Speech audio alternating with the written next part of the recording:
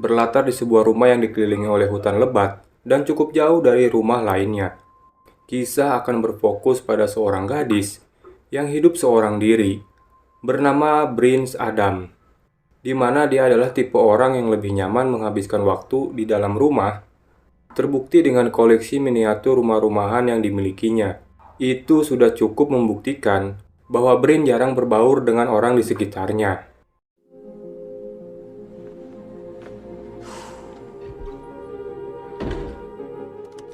Saat ini Brin kebetulan bermaksud untuk berziarah ke makam ibunya, yang pada saat baru keluar rumah, Brin menemukan bekas tanda bulatan di halaman rumahnya. Entah ulah siapa itu, Brin pun tidak terlalu memperdulikannya.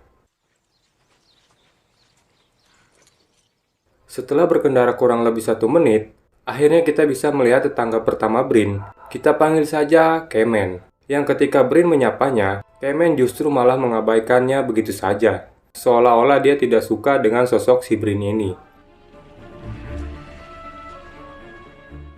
Setibanya di makam sang ibu, Brin langsung menabur bunga dan sebotol air, yang ketika dia mencoba mendadahi beberapa orang yang tengah berziarah, lagi-lagi tidak ada respon yang baik. Sehingga ini menimbulkan pertanyaan, apa yang salah dengan Brin? Atau kesalahan apa yang pernah Brin perbuat di masa lalu?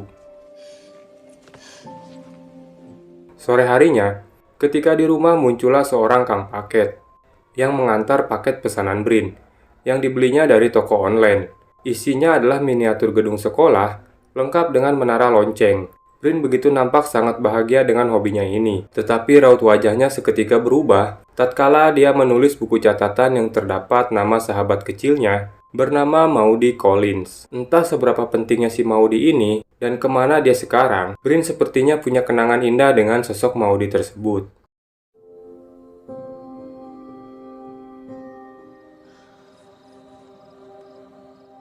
Singkat cerita, malam pun tiba. Ketika Brin sedang tidur pulas di kamar, tiba-tiba listrik mati, disertai dengan angin yang berhembus menggerakkan gorden jendelanya. Entah hanya angin biasa atau angin-anginan.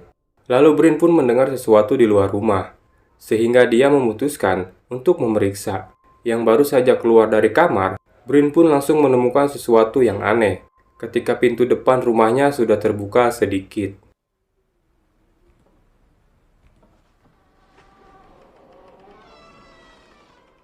Entah manusia atau bukan, ada sesuatu yang sedang berkeliaran di lantai bawah rumahnya. Brin yang takut pun memutuskan untuk bersembunyi, tetapi dengan lantai yang terbuat dari kayu ini, sehingga menghasilkan suara, yang alhasil Brin harus secepatnya masuk ke dalam kamar.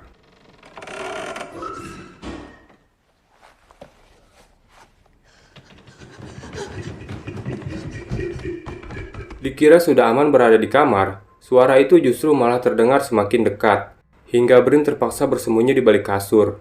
Dan alangkah terkejutnya Brin saat menyadari jika sosok yang sedang meneror Brin bukanlah binatang, DC pinjol ataupun kolor hijau, melainkan adalah makhluk luar angkasa, yaitu alien.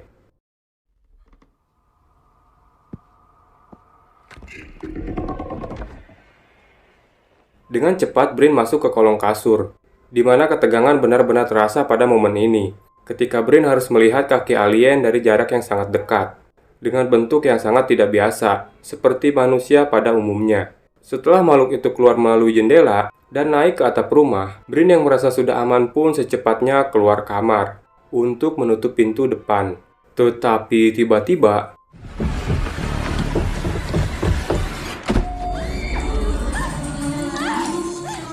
terjadi fenomena aneh. Ketika listrik dan alat elektronik hidup sendiri, namun tidak berlangsung lama, Brin segera mengambil telepon rumah dengan bermaksud untuk meminta pertolongan. Tetapi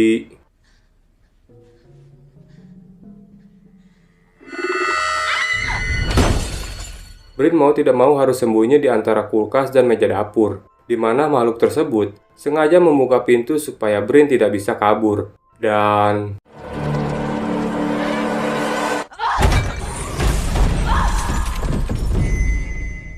Brin pun pingsan sejenak setelah pintu depan menghantam tubuh seksoinya, sehingga bisa disimpulkan bahwa alien di sini memiliki kemampuan telekinesis atau kemampuan memanipulasi objek seperti menggerakkan benda dengan kekuatan pikiran, sehingga Brin yang sedang ngengsrot-ngengsrodan pun tidak punya peluang untuk bisa kabur sedikit pun. Tetapi tiba-tiba,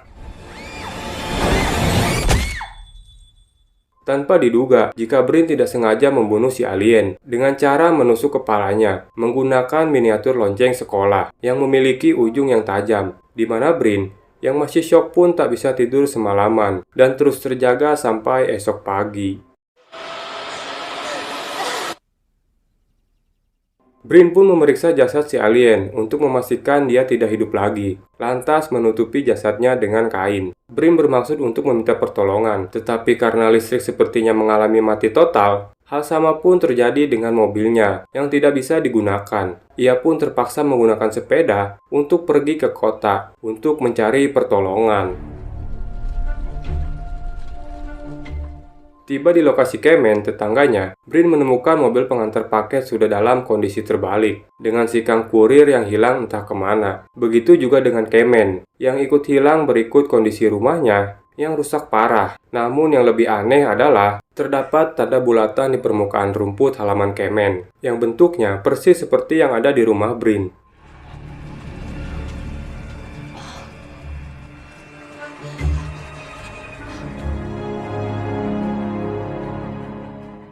Tiba di kantor polisi, secara kebetulan Brin berpapasan dengan kedua orang tua Maudy, sahabat kecilnya dulu. Entah apa yang sebenarnya sudah terjadi, mereka berdua nampak sangat benci sekali kepada Brin. Yang hal itu dibuktikan ketika si ibu meludahi wajahnya. Bahkan kedua petugas yang sedang berjaga pun menolak untuk melayaninya.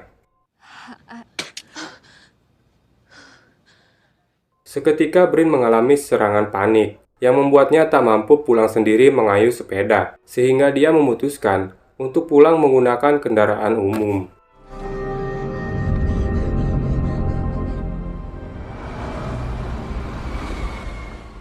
Ketika sedang duduk tenang, sambil perlahan menghilangkan kepanikannya atas rasa bersalah, Brin pun dihampiri oleh seorang bapak-bapak yang di lehernya terdapat sesuatu yang bergerak-gerak, di mana semua penumpang di bus ini pun bersikap aneh, yang sepertinya telah terjadi sesuatu kepada mereka semua. Untungnya, Brin berhasil melarikan diri dari orang-orang aneh di dalam bus, sehingga dia tiba di sebuah pemakaman yang kebetulan ada makam sahabat kecilnya Maudy, yang ternyata sudah meninggal sekitar 10 tahun yang lalu. Entah apa yang terjadi, kesalahan macam apa yang telah Brin perbuat kepada Maudy, sampai-sampai kedua orang tua dan seluruh warga di kota ini membenci Brin. Tapi saat ini ada sesuatu yang lebih penting, yang sepertinya harus Brin khawatirkan, yaitu...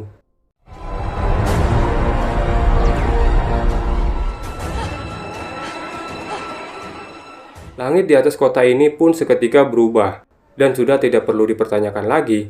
Hal ini disebabkan oleh kemunculan pesawat makhluk luar angkasa, alias UFO. Di mana saat Brin melewati rumah Kemen, di situ sudah ada Kemen bersama para tetangga sedang berdiri, mengangkat tangannya ke atas, seolah menyambut kedatangan pesawat-pesawat makhluk luar angkasa tersebut. Tiba di rumah, Brin menemukan mulut si alien sudah dalam kondisi terbuka, dan sepertinya ada sesuatu yang keluar dari dalam mulutnya. Entah apa itu, tapi bisa disimpulkan jika sesuatu tersebutlah yang telah mengubah Kemen dan seluruh warga di kota ini yang bersikap aneh. Tak ingin menjadi gadis lemah, Brin pun bersikap tegar dan membuat pertahanan di dalam rumahnya, seperti menyalakan perapian, memasak air supaya panas, dan menyiapkan sebilah cutter untuk dijadikan senjata. Setelah persiapan selesai, Brin pun menutup jendela dengan sebuah kain. Namun tiba-tiba paku yang menancap pun terlepas dengan sendirinya, dan muncul cahaya yang mengangkat jasad si alien, sehingga Brin yang merasa tak aman pun langsung pergi bersembunyi ke ruangan basement.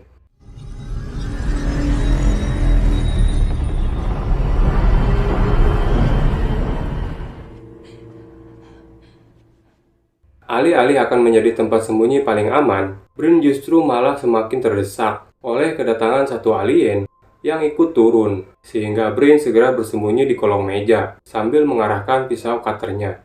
Tetapi tiba-tiba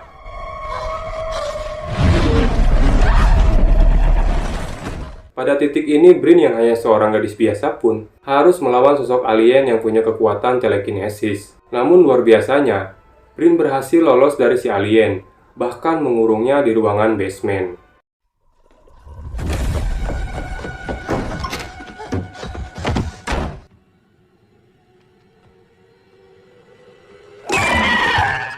Tetapi tiba-tiba muncul alien lain yang memiliki tubuh cebol, di mana Brin langsung pergi ke dapur dan melemparkan air panas, membuat si alien kepanasan, dan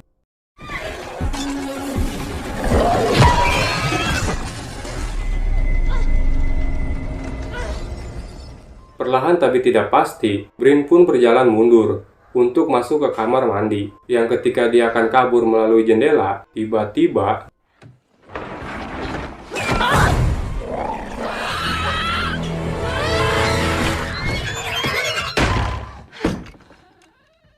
hanya berbekal gagang pel dan keberuntungan seorang anak yatim piatu, Brin berhasil membuat si alien jatuh pingsan setelah kepalanya didagorkan menggunakan pintu lemari. Alih-alih akan aman setelah keluar dari rumah, Brin justru malah harus berhadapan dengan alien jenis lain yang memiliki postur tinggi cungkring, yang ketika dia bermaksud untuk kabur, muncullah si kurir yang sudah kesurupan alien dan bermaksud untuk membawa Brin naik ke dalam pesawat UFO. Namun karena Brin berontak, justru malah si kurirlah yang harus terangkat ke atas, meski pada akhirnya dijatuhkan kembali.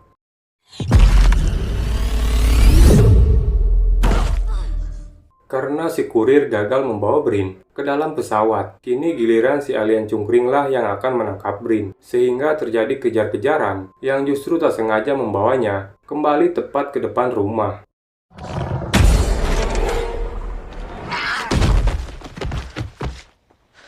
Ada-ada saja, si alien ini pun pingsan sebentar setelah tak sengaja tersoledat saat sedang turun dari atap rumah.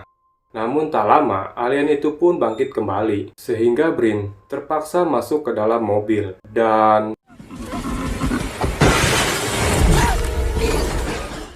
tak ingin menyia-nyiakan kesempatan, Brin pun langsung menyalakan korek api untuk meledakkan mobilnya, sehingga si alien pun modar dengan mengenaskan akibat terbakar saat terjebak di dalam mobil.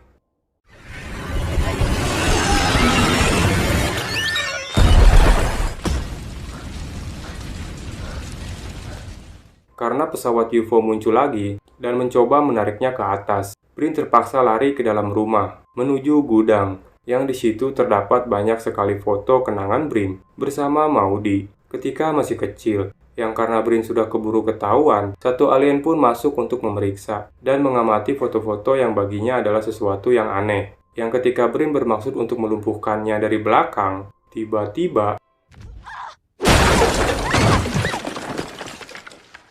meski harus terlempar cukup keras, akibat kekuatan telekinesis si alien barusan, Brin masih bisa bangkit dan masuk ke dalam kamar tidurnya. Yang alangkah terkejutnya dia saat melihat kondisi kamarnya sudah hancur, dan muncullah cahaya merah yang membuat tubuhnya seketika tak bisa bergerak, sehingga si alien dapat dengan mudahnya mengendalikan tubuhnya, tanpa Brin bisa melawan sama sekali.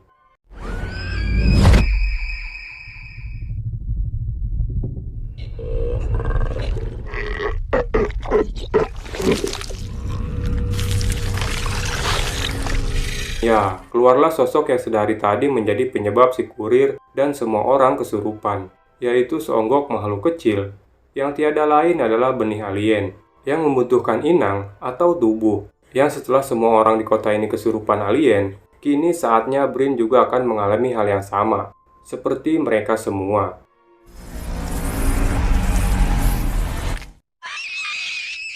Dan ya, semua yang terjadi tadi, nyatanya hanya mimpi buruk Brin yang ketiduran. Untuk memastikannya, Brin pun turun ke bawah dan melihat semuanya masih pada tempatnya. Tidak ada yang rusak dan hancur, sehingga bisa dipastikan jika tadi semua hanyalah bunga tidur semata. Tetapi ketika muncul sosok Maudie, barulah ada sesuatu yang salah dan janggal, sehingga Brin langsung mengodok mulutnya sendiri untuk mengeluarkan benih alien dari dalam tubuhnya.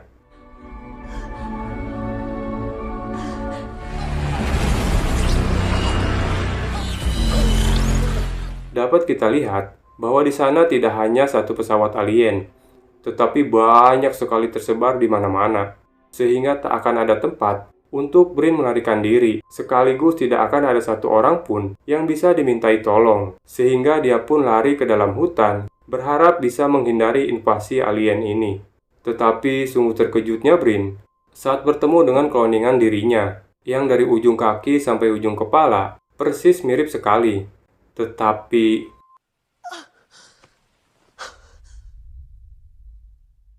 si kloningan dengan tubuhnya yang dikendalikan alien pun menikam perut Brin menggunakan pisau cutter yang juga sudah diduplikat. Karena bentuknya mirip persis seperti yang dimiliki oleh Brin asli, untungnya tikaman barusan tidak mengenai bagian vital, sehingga Brin asli yang juga sama-sama punya pisau cutter pun bisa lebih baik melakukannya, yaitu dengan cara melukai lehernya, sehingga si kloningan tewas pada saat itu juga.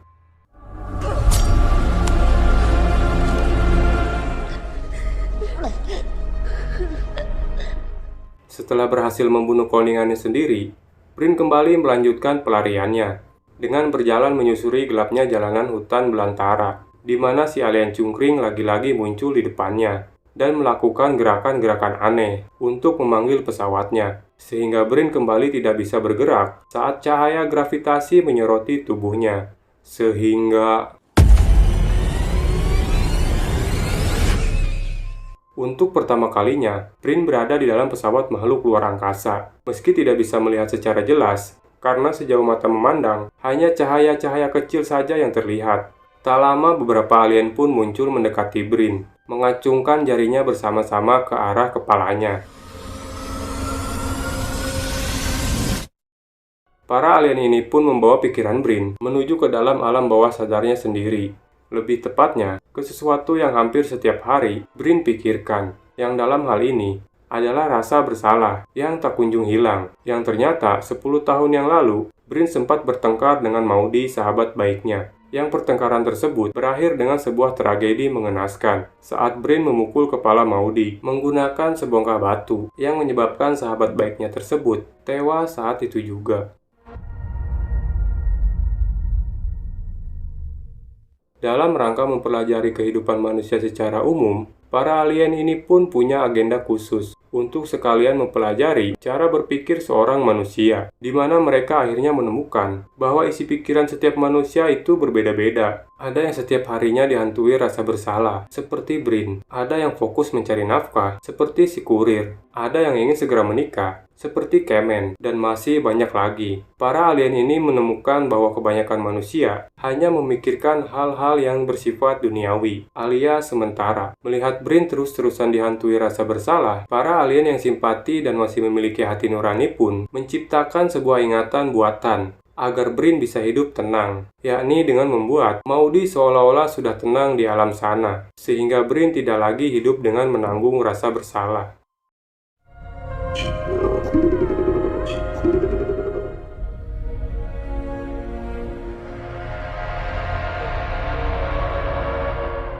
Khusus untuk Brin, para alien pun sepakat untuk tidak memasukkan benih alien ke dalam tubuhnya dan mengeluarkan Brin dari dalam pesawat untuk kembali menjalani kehidupannya seperti sedia kala.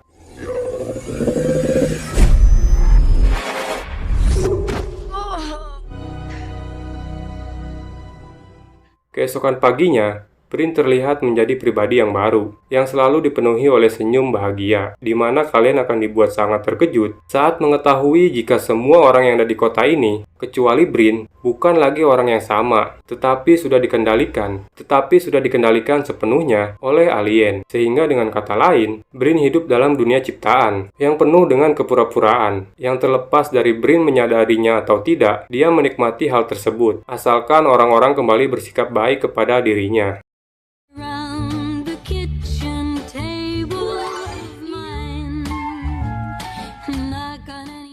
Tamat.